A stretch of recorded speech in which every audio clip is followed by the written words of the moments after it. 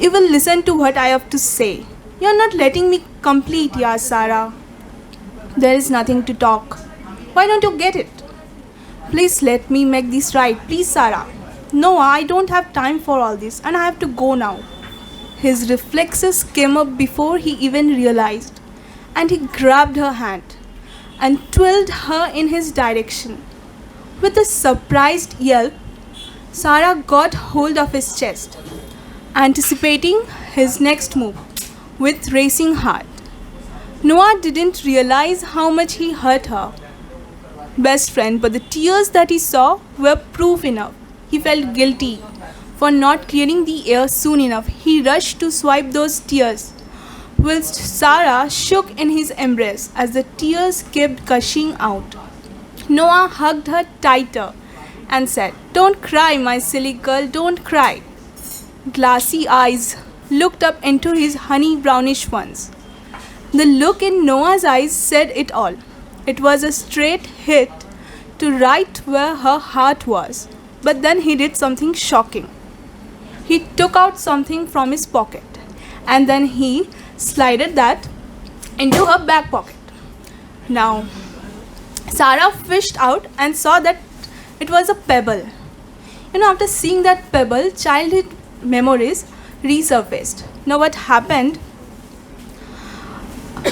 Let's go back to his childhood memories. Let's exchange our pebbles. Two little children are sitting on the seashore and they are saying few things.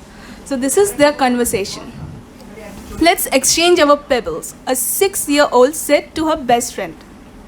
Okay, but not the blue ones, her best friend said. Why? I will take only the blues.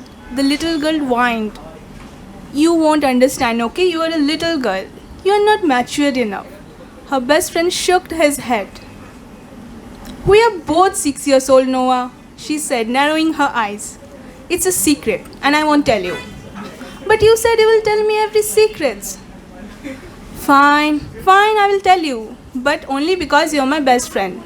See, blue, it's my favorite pebble, okay? And Dad says, when you fall in love, you share your favorite things with them. So I will give this to the one I will fall in love with. Fine, give it to whoever you want. I don't want to talk to you. We are not friends anymore. Little Sarah said and ran back home crying. Present day. Sal shocked. She looked up at Noah and again at the blue pebble in her hand. It didn't get out of her mind that they were 0 inches apart. Sarah couldn't breathe. Sarah couldn't blink. She just stood there still in Noah's embrace. It was then Noah lowered his lip and took a taste of her. She realized she was wrong. Noah showed her everything that he felt for her with that kiss, words that he couldn't convey. It was the sweetest thing Noah ever tasted. Now it was her turn to return the favors. Without a second thought, she tucked his hair and deepened the kiss. It was a pure bliss for best friends who fell for each other.